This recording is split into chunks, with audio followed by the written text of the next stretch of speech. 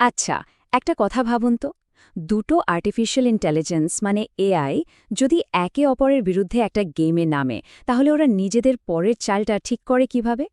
ঠিক এই প্রশ্নটা দিয়েই চলুন আজ মাল্টি এজেন্ট সিস্টেমের দুনিয়ায় ঢোকা যাক। প্রশ্নটা শুনে একটু অদ্ভুত লাগছে, তাই না? কিন্তু বিশ্বাস করুন, এই সাধারণ দেখতে প্রশ্নের উত্তরটার মধ্যেই লুকিয়ে আছে আর্টিফিশিয়াল ইন্টেলিজেন্স আর স্ট্র্যাটেজি তৈরির একটা বিরাট রহস্য। এই খেলাটাই আমাদের দেখিয়ে দেবে বুদ্ধিমান সিস্টেমগুলো আসলে কিভাবে সিদ্ধান্ত নেয়। ভাবুন তো একবার, সালটা ২০০৫। বিজ্ঞানীরা দুটো রিসার্চ বানরকে বসিয়ে দিলেন একটা খেলার সামনে। ওদের উল্টো দিকে একটা কম্পিউটার, আর প্রতিবার জিতলেই পুরস্কার হিসাবে পাবে এক চুমুক ফলের রস। কিন্তু আসল উদ্দেশ্যটা এটা দেখা ছিল না যে ওরা খেলতে পারে কিনা, বরং এটা বোঝা ছিল যে ওরা কিভাবে খেলছে, ওদের সিদ্ধান্তের পেছনের লজিকটা কি। আর আসল চমকটা ছিল এখানে। দেখুন, এই খেলায় জেতার সেরা উপায় হলো র্যান্ডমলি খেলা, যাতে উল্টো দিকের প্লেয়ার আপনার চালটা আন্দাজ করতে না পারে। কিন্তু বানররা তা একদমই করেনি।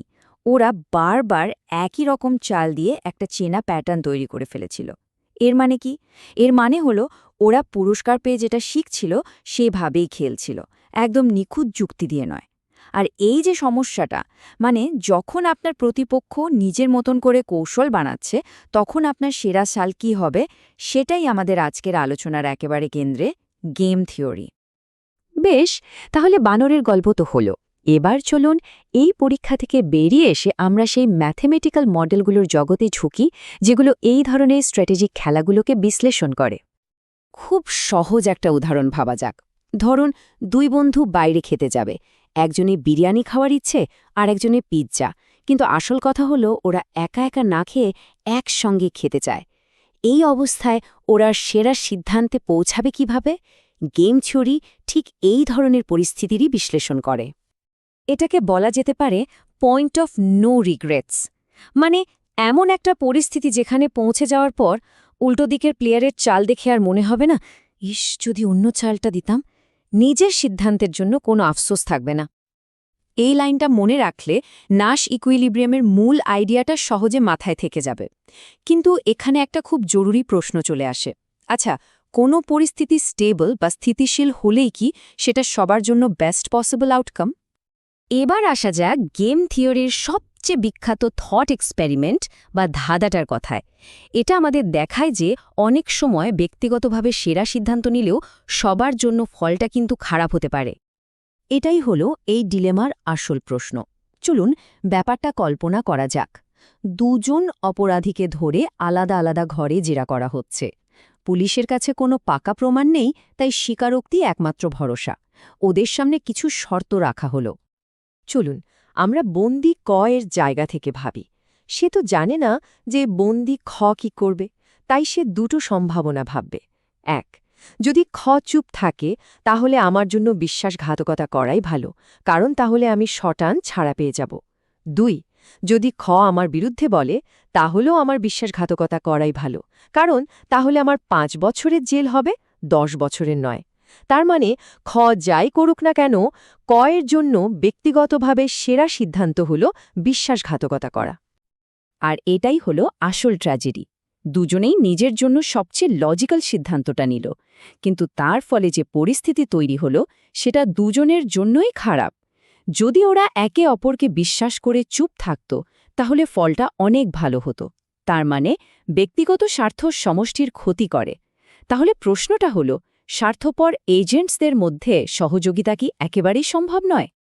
চলুন এবার থিওরি থেকে বেরিয়ে এসে এমন একটা রিয়েল ওয়ার্ল্ড উদাহরণ দেখি, যা কম্পিউটার সায়েন্সের স্টুডেন্টদের জন্য তো বটেই, আমাদের সবার জীবনকে রোজ প্রভাবিত করছে। ৮৫%? ভাবা যায়?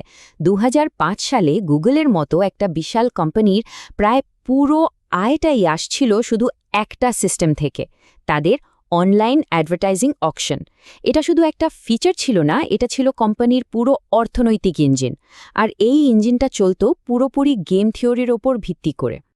প্রসেসটা দেখে সহজ মনে হলেও আসল ম্যাজিকটা লুকিয়ে আছে ওই ৩ নম্বর পয়েন্টে। মানে যে বিজ্ঞাপনদাতা নিলামটা জিতছে, তাকে কিন্তু নিজের দেওয়ার সর্বোচ্চ দামটা দিতে হচ্ছে না, তাকে দিতে হচ্ছে তার ঠিক পরের প্রতিযোগীর দেওয়া দামটা। এই সেকেন্ড প্রাইজ নিলামের নিয়মটা অসাধারণ, কারণ এটা সততাকে পুরস্কার দেয়। এর ফলে কি হয় জানেন? বিজ্ঞাপনদাতারা বুঝতে পারে যে তাদের জন্য সবচেয়ে লাভজনক কৌশল হল কোনো কিছুর জন্য তারা ঠিক যতটা দাম দিতে রাজি ঠিক ততটাই বেট করা। এর ফলে একটা স্থিতিশীল আর এফিশিয়েন্ট বাজার তৈরি হয়, যার বিলিয়ন বিলিয়ন ডলারের লেনদেন সামলাতে পারে। তাহলে দেখা যাচ্ছে খেলার নিয়মটা একটু বদলে দিলেই খেলোয়াড়দের আচরণও আমূল বদলে যায়, তাই না? তো আমরা প্রায় আলোচনার শেষে চলে এসেছি। চলুন যে দিন অবধি যা যা জানলাম সেগুলোকে একবার গুছিয়ে নেওয়া যাক আর দেখে নিই এর আসল গুরুত্বটা ঠিক কোথায়।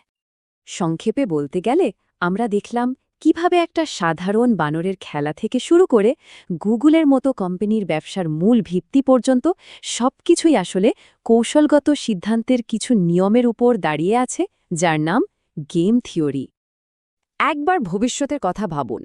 রাস্তায় সেলফ ড্রাইভিং গাড়িগুলো একে অপরের সাথে জায়গা নিয়ে দর কষাকষি করছে। আমাদের বাড়ির স্মার্ট এনার্জি গ্রিড সবচেয়ে সস্তায় বিদ্যুৎ কেনার জন্য নিলামে নামছে। এগুলো আর সায়েন্স ফিকশন নয়, এটাই সেই বাস্তবতা যা আমরা তৈরি করছি। গেম থিওরি বোঝা শুধু পরীক্ষার জন্য জরুরি নয়, এটা অনেকটা সেই ভবিষ্যতের এআই এজেন্টদের ভাষা শেখার মতো। একটা দক্ষ, ন্যায্য আর স্টেবল সিস্টেম ডিজাইন করার জন্য এই নীতিগুলো বোঝাটা অপরিহার্য। আর সেই ভবিষ্যতের পরিকাঠামো তৈরির চাবিকাঠি কিন্তু আমাদের মতো ইঞ্জিনিয়ারদের হাতে।